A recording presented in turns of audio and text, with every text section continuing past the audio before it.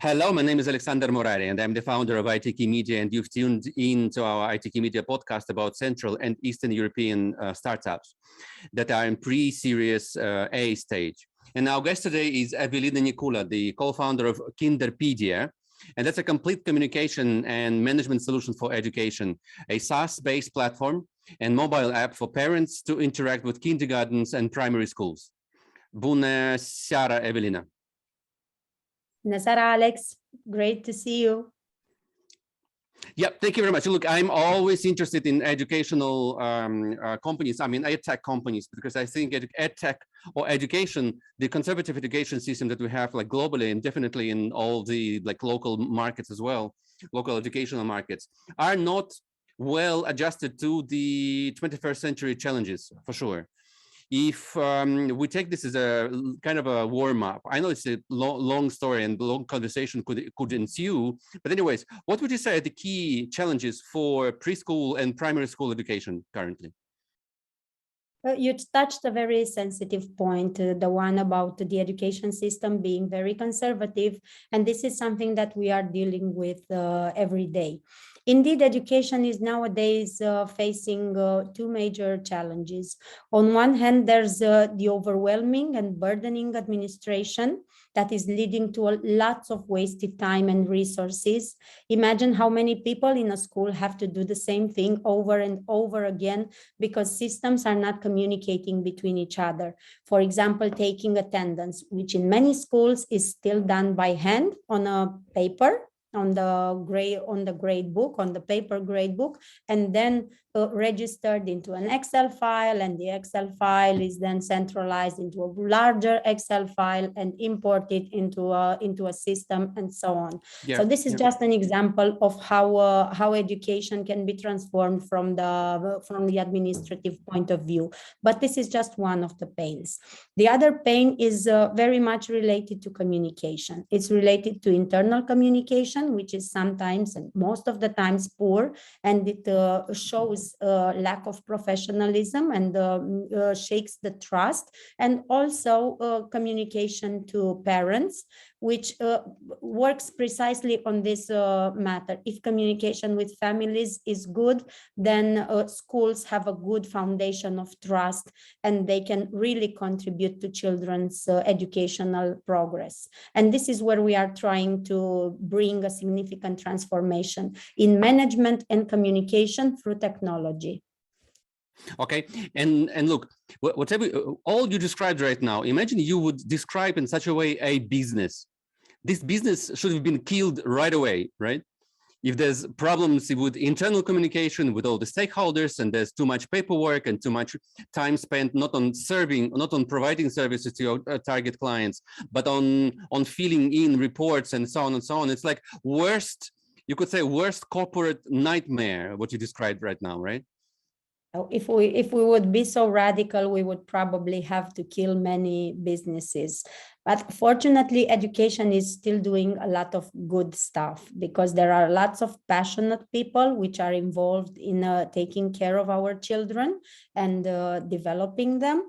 What we have to do is provide them with the means. Most of them don't even know there are means for them to do their job better, to forget about pen and paper, to work easier and to save time and focus more on the things that matter, like quality education.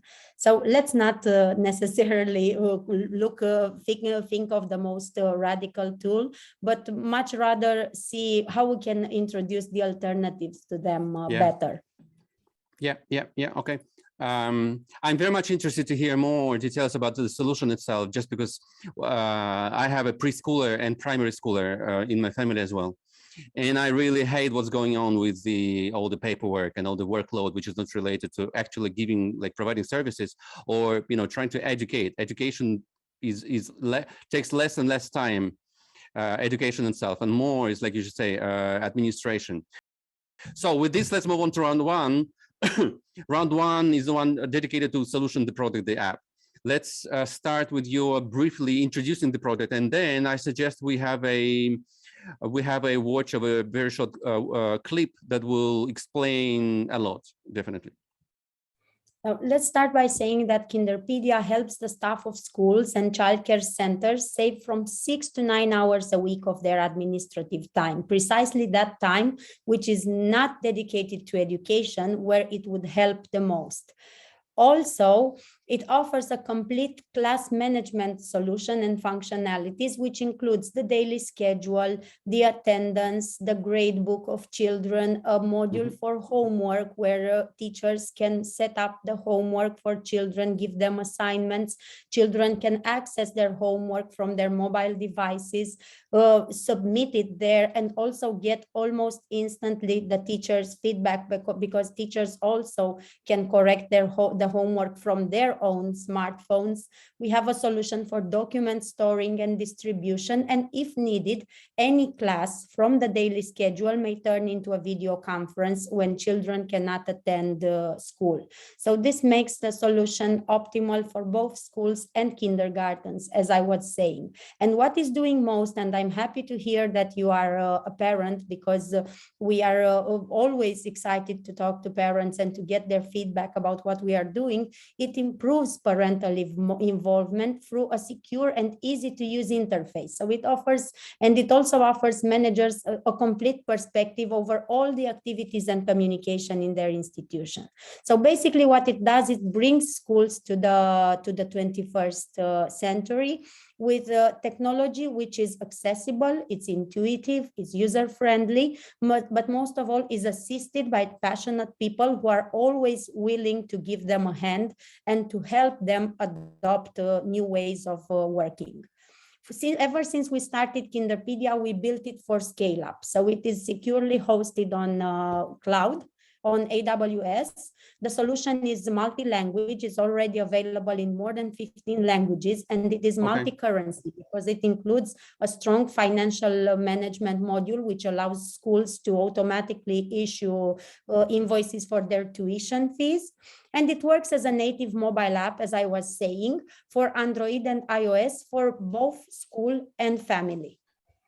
And does it mean you focus on the private schools, preschools, or it depends? Kinderpedia is built equally for private schools and public schools, but given the fact that we are so innovative, obviously we have a better chance when it comes to private education, because people who manage private schools are much more entrepreneurial, they are much more goal focused, and for them adoption is just a matter of benefits. So there normally Kinderpedia finds its way quite easily, but given the pandemic situation and the fact that throughout the world we have been facing COVID for more than a year and a half now, we also have partnerships with the ministry in Romania, and we have a significant adoption from the public sector as well. So here is a small echo from the beginning of the conversation, where people treating educational services as business are necessarily more open to innovation and to trying new tools.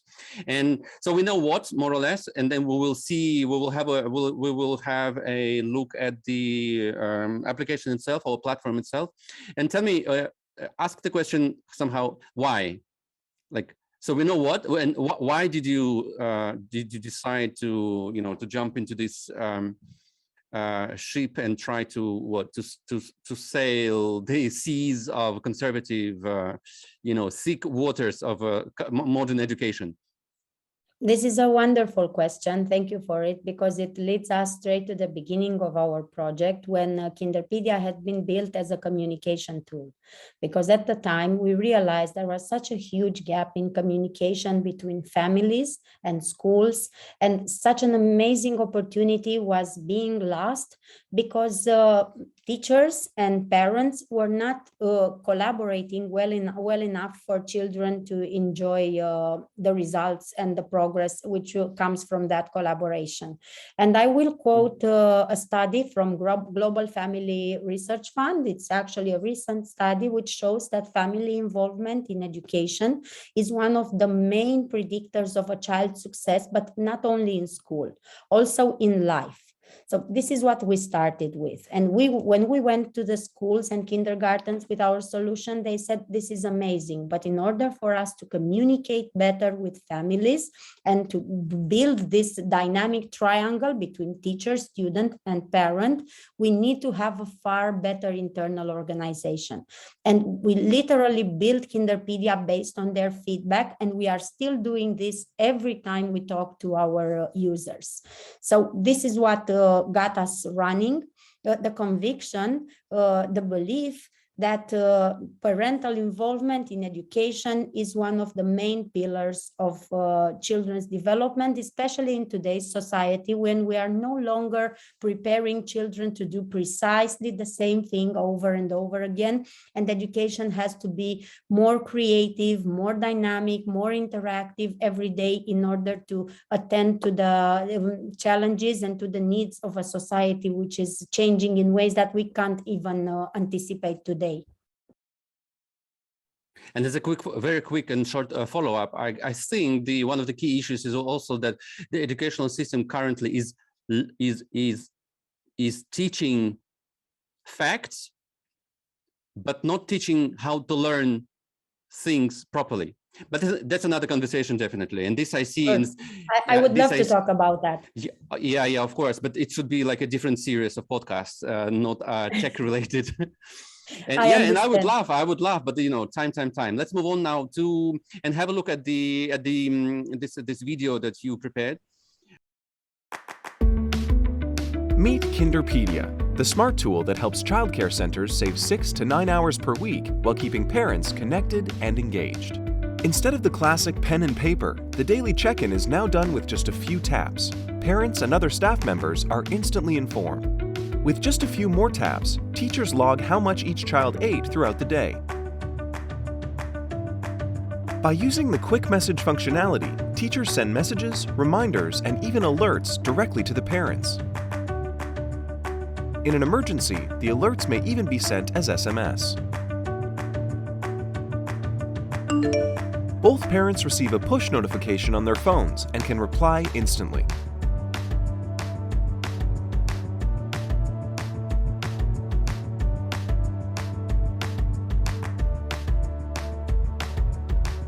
The menu planner offers parents information about the child's daily meals and shows how much their child ate. Parents can navigate to a specific date and see the full report, including quantities and nutritional values, by simply scrolling down. Unique moments from the children's day are captured by teachers, who can easily create photo albums and share them privately and securely with parents. Parents can now be part of their child's day and even share memories with family and friends.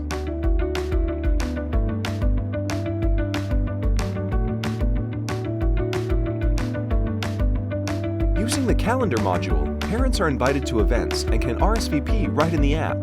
No more uncertainty about the number of participants or missed events by parents. Parents receive the invoices in the app, shortening payment cycles and giving management a constant overview about cash flow. Teachers reduce administration time, communicate more efficiently with parents, and seamlessly share photos and information about the children's day. Parents are informed and connected. They have access to meaningful information at their convenience and a direct communication channel to teachers. Managers have a real-time view of presence and ratios, communication flows, and finances, while building a stronger community of engaged and committed parents. With Kinderpedia, it's easy to be there. Evelina, thanks. Just one word in my mind: amazing. Amazing. When can I try this for kindergarten, for my kindergarten? I mean, my son's kindergarten. But now, seriously, it seems like an all-inclusive, and I mean all-inclusive, like well thought over, all-inclusive. Of course, you get all the feedback all the time. In your mind, how ready is it now for scale up? Scaling up, I mean, like globally, right? I guess. Technically, we have been built for scale up, and ever since we moved to cloud, that was set from all points of view. But when it comes to market readiness, I believe we are more ready than ever. because we already have an international presence. We are present in 14 countries throughout 3 continents. It is still a limited presence, but it is very important that part of this presence is built through our partnership with Maple Bear Global Schools, which is the largest Canadian education franchise, who chose Kinderpedia initially for the Central and Eastern Europe, then expanded their collaboration with us in United Arab Emirates. And now we are gradually building up our partnership throughout other regions as well. So when it comes to technology, and especially to a SaaS technology for schools like ours, it's not so much about the technical readiness as it is about the actual ability to address a certain market. And as I was saying, we are now more ready than ever because we already have best practice and success stories from several markets, which we can show as a reference for future collaborations.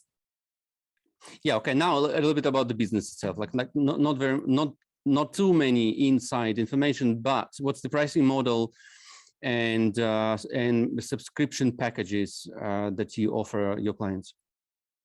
So Kinderpedia is a SaaS model. So we work on a subscription base. The subscription is paid by the school, and it is structured per child per month.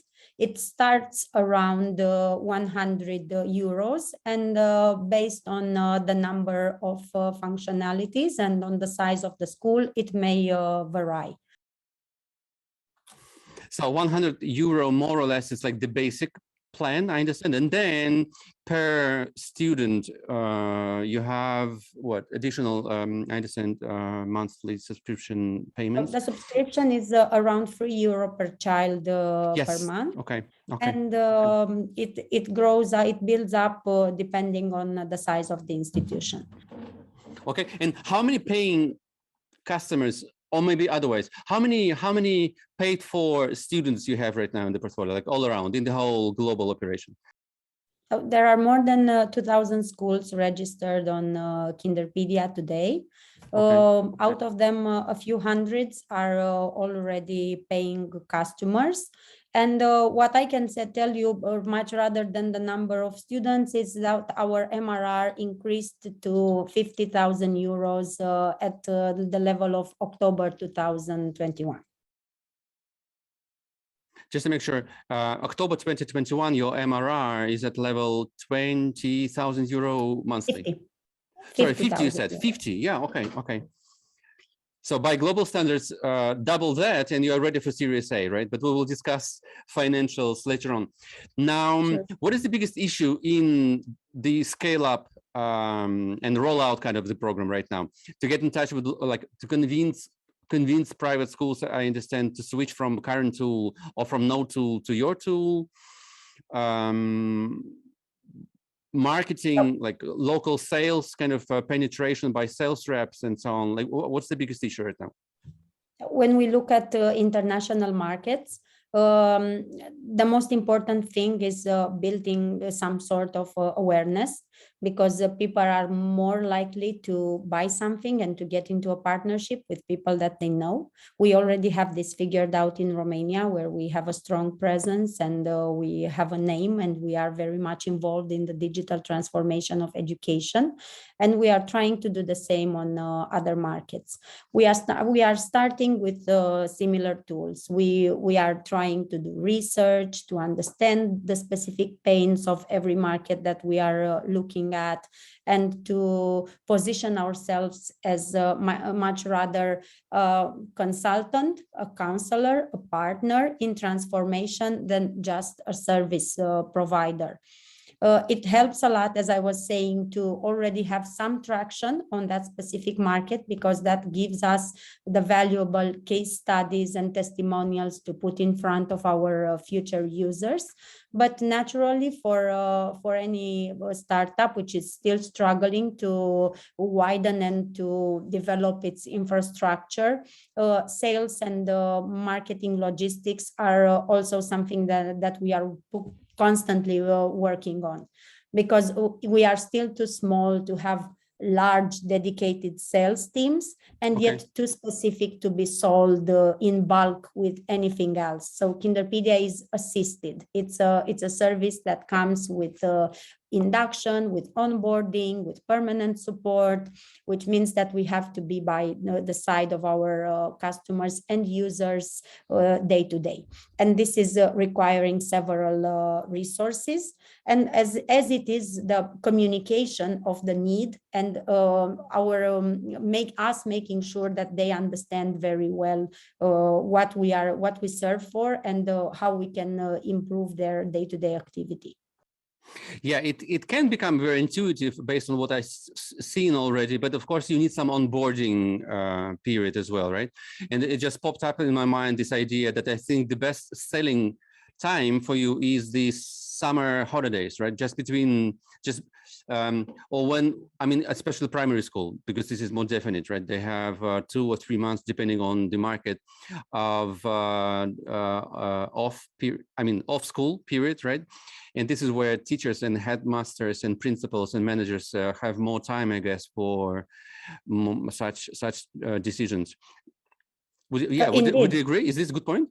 There is a certain seasonality in onboarding on Kinderpedia, not necessarily sales, because our colleagues are doing this throughout the year, but sometimes they are much more likely to adopt a new solution starting the beginning of the school year, which puts a lot of pressure on our teams, because we would have to deliver all the trainings and to do all the onboardings at the same time. So that is why we are trying through our commercial approach to bring to widen that opportunity window, to make it wider, and to start even in May, sometimes even in April. And even though they might not be willing to start right away, we are trying to do all the logistics related to their onboarding before, so that they are ready when the school year comes. So with potential partners like Maple Bear, right? That's a whole network, I understand, of schools globally. Which is best solution? I mean, which is best strategy for you to promote with these kind of organizations? Bottom up, like start with one school and then another, and then go to headquarters, or go to headquarter kind of decision makers right away?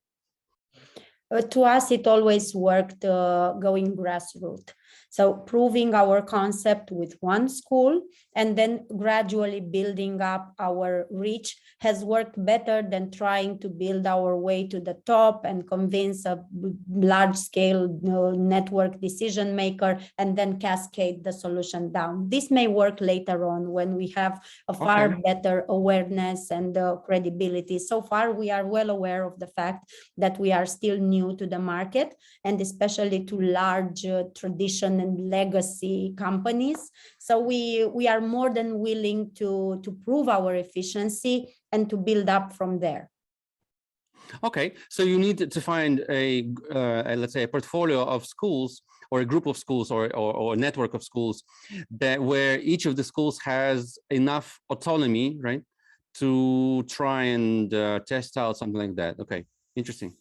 Look, in the case of sorry, go on. In the case of Maple Bear, because we started talking about them, because they are a franchise and they are organized by regions, they need to have a sort of coherence in the way schools communicate to families. And this is what we built our benefits on, the fact that they needed all to communicate in the same way, to have a certain level of transparency, to respect some standards. And Kinderpedia was providing and is providing for them this precise infrastructure that allows them to work in the same way and to do the same procedures, even though they are working on different regions.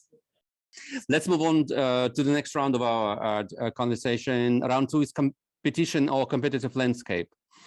I could guess, but of course I prepared for this as well, that there are lots of competitors as well, and this is pretty competitive space. And you mentioned before the conversation that Facebook and WhatsApp are like far behind and already cannot catch up with something like this solution. What about your more direct competitor, somebody who's going the same kind of road with you, down the same road with you, and trying basically to compete with you? And the solutions, like there's a solution from Denmark, India, US, and definitely much more. These are just the ones that I'm aware of. How do you think you are or will be better? And basically, how can you win over this market first? So I will comment on two sides. On one hand, Facebook and WhatsApp are still our greatest competitors because unfortunately they are more used by schools than other solutions, and this is a pity. And secondly, when it comes to direct competitors, as you mentioned, especially when they come from different regions, different continents such as Australia, US, India, I would not necessarily see them as competition today because we share a common goal, and that goal is to transform education. Kinderpedia would not be able to transform education throughout the world today. We may be able to do this within 1 year, 2 years, 3 years, but for now, we do the same thing as our competitors. We do our best to help teachers, to give them the aid that they need in order to work more efficiently, to direct more of their time towards teaching, to involve parents in education, to have schools be those models of value and of actual day-to-day principles they are supposed to represent. And if we do that, then we're not competitors. We are partners in transforming education, and we will become competitors when we start fighting over the same markets. But I believe that is somewhere in front of us. Of course, we have a strategy for this competition. But today, well, I am happy that they exist, and I'm happy that people are doing the same thing that we are doing throughout the world, because this is making our society better today, as I was saying, as we would not be able to do all over the world. When it comes to competition, what we are doing is solving a lot of problems, as you were saying. There are competitors in more traditional edtech markets, such as UK, for example, who started their solution 20 years ago. They are doing they have many of the features which we have, and they bring some of the benefits that we are also bringing to the table, but they do it in a much more antiquated manner because their solution has been built, it's desktop based, it's a software that you need to download and set up on your computer. You need to buy a license to have someone update it every once in a while, and you can imagine how difficult and inaccessible that is compared to an app which is in your palm every day. So that is one generation of technology that we are gradually replacing on some schools. Even here in Romania, there are some of them, and I've seen them throughout the world. And it's also very important that they exist because they have been on the market for a lot of time before, and from many points of view, they set the foundation of this transformation that we are doing now in education. And there are solutions like ours, modern solutions, which are catering to a slice of the problem that we are addressing. For example, communication. There are solutions who address communication. They are like a social engagement platform of the school, but they don't do class management as well, or they don't do financial management for the school. That is why normally when we go to a modern school, we replace 2 or 3 other digital tools. One of them may be a school platform which has been built several years ago, maybe 10, 15 years ago, one or two engagement tools, which are some nice cool apps, but which need to be handled separately from the management solution, and sometimes even a financial tool, because as I was saying, it's a strong point that Kinderpedia also has this financial management module, which allows schools to associate children to tuition plans, to import their bank statements, and to associate payments with invoices and so on. Evelina, I'm sure you're following successes of your more kind of modern competitors. So imagine you have a set of features in Kinderpedia, your program, and then there are sets of features for all the competitors. So if you combine all the features that your competitors have that you don't, which one or two you plan to implement into Kinderpedia, like next on your priority list? The one that you are missing, and your competitor, some of your competitors have this feature. Don't name the competitor, but anyways, and you plan to implement this as well, because it will make your app or platform a little bit better. Okay, excellent. That's a great question. I will give you an example that we are basically rolling out just now. Many of the schools which are using Kinderpedia for 2-3 years, some of them were also using another tool or other tools, because they weren't all using the same, and I'll explain why, to track children's progress.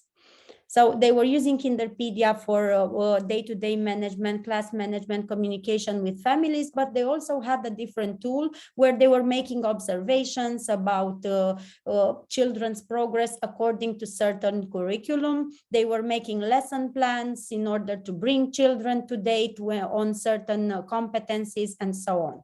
So what we did, because we got this feedback from them, some of them were using some tools which were adapted to early years foundation stage, which is the British curriculum. Some of them were using a tool for Montessori and so on. So they were not all using the same. So what we realized is that there's actually a need, on one hand, for schools to track this progress, to see how children are doing, besides grades, because we already know that grades are not saying a lot about performance.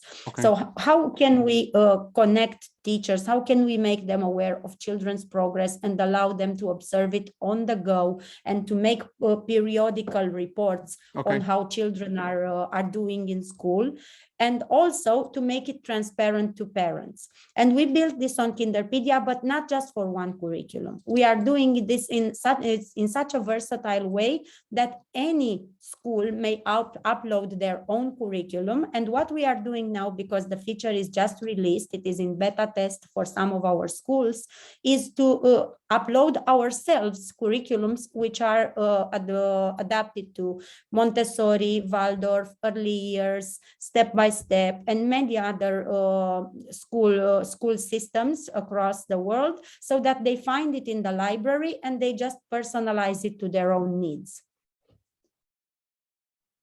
Yes, Evelina, thanks. Let's move on to next round. And next round is a very quick, relaxed couple of questions. So what are the best productivity hacks that you could share with us? One of the things that works for me, and I have to say that I'm constantly struggling with this, is getting up very early in the morning. I started with getting up at 6, and now, because we are already on winter time, I'm getting closer and closer to 5 o'clock. And one of my principles is to try to do as much as I can before 8 o'clock. That is my most productive time of the day. It's the time when I can do research, when I can do brainstorming, and the time when I can give the most insightful feedback. Because then, as you know, and probably many of the entrepreneurs and professionals who are following us know, the days are then segmented in small calls, in office interactions, which make it far more difficult to concentrate. So this is what works for me. Amazing. Okay, and then I have a follow-up question. So let's take specific morning tomorrow. You wake up at 5 a.m. or around that time. do you have already a plan for this couple of hour kind of full concentration session, or you wake up and then you see what you do today?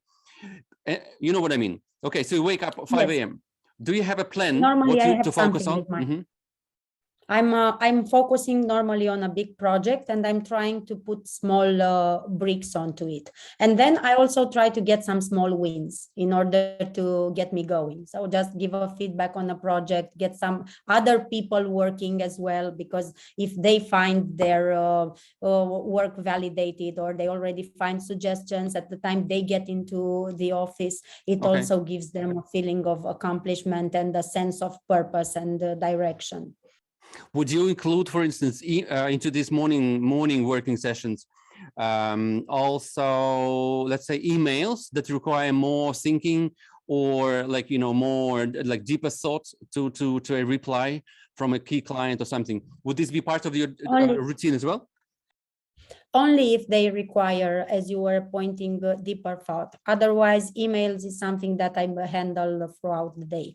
And normally I don't reply to clients at 5 o'clock in the morning. I normally just do it within the internal team. For the clients, if it is indeed something important, if I have to work on a partnership proposal or something that involves a bit of creativity, then I can do the draft at 5 to 7:30. But I will probably send it at 9:30 from the office. Yeah, that's what I had in mind, of course, to prepare the draft and then even schedule, like many email agents allow to schedule sending out. Okay, interesting. And now, and one last question here in this round. Can you share with us any unique tool other than Slack, Asana, Trello, and all this stuff? Any unique tool application that you have discovered and like helped you a lot? Well, Kinderpedia.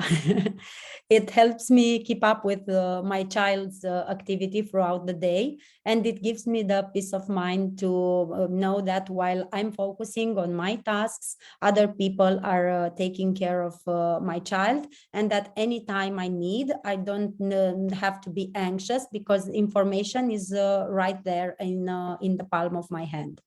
And I sincerely hope that as many professional parents as possible have this peace of mind, especially when it comes to mothers, and especially when it comes to kindergarten, which is a very emotional time, when many parents are constantly thinking about their children and making sure that they did the right thing by leaving them in kindergarten or in nursery.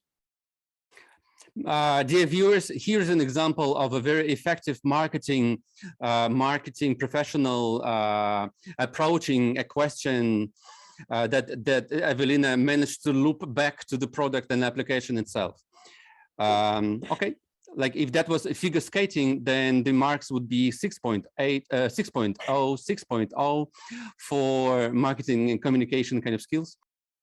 Thank you very much. Let's move on to round 4. And here's where we discuss the company itself. Okay. So how many founders do you have? We are 3 founders. Myself, I'm dealing with the marketing. Daniel Rogoz, who is my partner and the CEO of the company, and Valentin Ila, who is the CTO. We started together in 2014. And I believe one of the key ingredients which brought us to the success that we have today is the fact that we have complementary skills, but that we are very well aligned when it comes to goals, and we trust each other enough in order to run things smoothly on each lane of the company. Complementarity is key, and definitely, like you know, as they say in physics or mechanics, three pillars is the least number of most stability you can reach. So with you, Evelina, it's more or less clear as far as your like coverage in the company. Same with Valentin and Daniel as CEO and co-founder. What are his areas of key focus in the company? Daniel is the pure blood entrepreneur. So he was probably only hired for a few months throughout his life. He started his first company in college, And that company who was doing communication and digital solutions for clients was the company which incubated the idea of Kinderpedia. So I was helping him, and we together we brought it from idea to product. So he acts as a product manager, and he's also in charge of strategic expansion.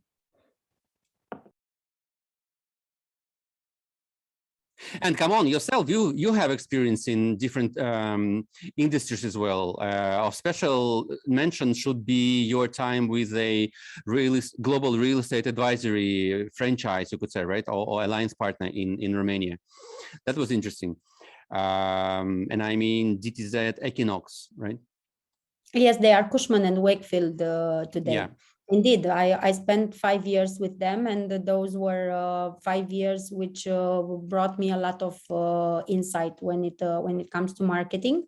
But even so, it was a significant shift, because I moved from a business to business corporate environment to an environment which, even though looks as it is business to business, it's very personal, it's very, very warm and very emotional, as you would not see normally in corporate real estate. So it took a lot of reshaping and reformatting the marketing paths when we started out Kinderpedia. But everything I did before prepared me for this significant switch. Yeah. For all types of accounts, big global accounts or smaller local school and so on. Yeah, definitely. By the way, how old is your child right now? Preschool or primary? Almost 5 years, so he's still in preschool. Oh wow. Okay. So basically, you have your own internal client. What, for the next 5 years? You say for the next 5 years at least, right? Even more so, because Kinderpedia has been gradually growing. I mean, we will not go towards academia, but we already have clients all the way to high school. So normally a private school uses Kinderpedia from nursery all the way to high school. And for high school, because the name Kinderpedia is not so suitable, and it doesn't appeal so well to high school students, we have a different, an alternative label, which is called My Class, but it's providing the same solution, just under a cooler name for kids. Is My Class already up and running? Yes. Okay. So welcome to the next podcast in a bit, okay, about My Class. Now, and what about the rest of the team? How many people in the team right now? Are you recruiting? What are key positions you're looking for? So there are 25 people in our team today. We are actively recruiting sales, marketing. We are recruiting front-end developers. And we are also looking for international partners. So wherever throughout Europe or across the world your audience is listening to us, if you are interested in transforming education and you would like to be part of a dynamic community which is trying to do nice and creative things every day in order to make school more relevant, more catchy, and to ease teachers' work, then join us. I think many non-marketing founders can treat our podcast today as a quick workshop or crash course about how to communicate in a clever marketing kind of way, features and values of your company. Amazing. Now, a quick Q&A. How do you define partners or potential distribution partners? What types of partners you're looking for? So they may be complementary services, or they may be teachers. They may be some ambassadors with influence in the field of education. Anyone who has access to schools and who is also tech savvy and willing to be part in this digital transformation would do. But normally I would say that people who are already doing something in relation to schools are most likely the most suitable partners. They may be NGOs or who knows. Okay. So individuals or relevant organizations, like widely understood. Okay. But including ex-educators or ex-decision makers, let's say in educational kind of environments and so on, that know all the like ins and outs and all the issues and problems and pain points. Okay. Interesting. And as far as sales, marketing, coders, would you focus on office-based, and that's in Bucharest, I understand, or are you open to remote work as well? We are open to remote work as well, especially because the positions that we are recruiting now would be mostly dedicated to other markets than Romania. So we are basically recruiting anywhere. And do you have currently team members outside of your Bucharest office? Yes. So Where? even in the founding partners structure, Daniel and I work from the Bucharest office, while Valentin, our CTO, is working from Cluj, and several of our programmers are also in Cluj. So we already have a small cluster, or Kinderpedia cluster there. Distributed office. Okay. Yeah. Okay. Interesting. Evelina, let's move on now to round 5, and round 5 is called Formula F3, funding for the future. And before future, let's cover in a nutshell your history by now. And so by now, $3.6 million, I understand, approximately in total, right? That's your external investment by now. And the last round you still call as pre-seed round, right? So that's interesting combination. So you say, sorry, again, say it again. I believe it is seed, right? Seed. Okay, sorry. So look, so here's a company, SaaS-based, a like beloved type of businesses for investors globally. You say your sustainable, I understand, right? It's sustainable MRR is currently at 50K euro monthly, and you're still on seed. How come? What are your plans to change this? Or do you need, basically, are you now in the market for capital? So we just got funded 1 month ago. We got 1.8 million from Early Game Ventures as lead investor. In the round, our former lead investors and partners from RocaX also participated, as well as the investors from the Seedblink community, because last year we had a campaign on Seedblink. They are a regional crowdfunding platform, and there more than 50 people backed Kinderpedia for that round of development. And also Growchanu angel investors, which are an angel investment group from Timișoara, were part of the previous round and also joined us in this round. So from this point of view, we are fine for now. And what we are looking for at this moment is to make the best of the capital which we attracted, and to make sure that we reach the goals, as you said, double the numbers. Yeah. So guys, six rounds, $3.6 million by now, latest October, beginning of October 2021, and which is the seed round. So that's like, seems to me that your next round should be somewhere 2022 for sure, right? Is this the plan? Yes. Okay. Most likely in 2022 we will be attracting some, but probably towards the end of the year. Yeah, and now, Evelina, before we finish, here's an easy question for you. What's the exit scenario for yourself in this project? So there are several potential exit scenarios for us. I'll just say that we are not looking for a very prompt exit. We are here for the long run because we are very passionate about what we are doing. And I particularly see myself advocating for the transformation of education many years from now.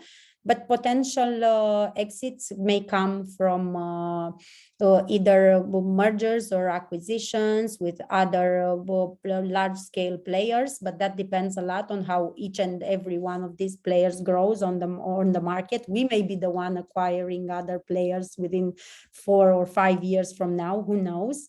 It may come through acquisition from huge, and there are a few huge education institutions, like large school chains, or a partnership with a large school chain, which ends up in a large liquidity event for us.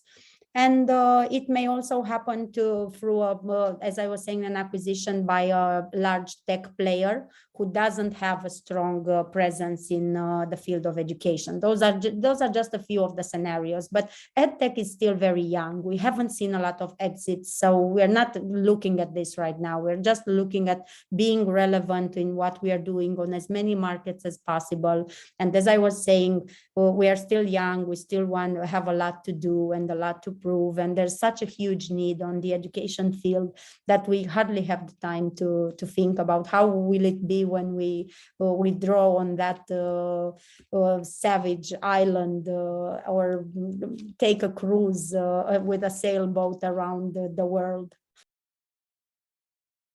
Evelina, thanks. And on this poetic and vivid, with this vivid picture in our minds, we wish all the best. Good luck in sailing the just as I say, thick waters of modern education and change it to the better. You have your own internal client, and I have my own 2 clients in the family. And as soon as we finish this conversation, I will definitely ask you, how can we bring this into my son's kindergarten? Thank you very much, Evelina. All the best. Thank you for the invitation, and have a nice day.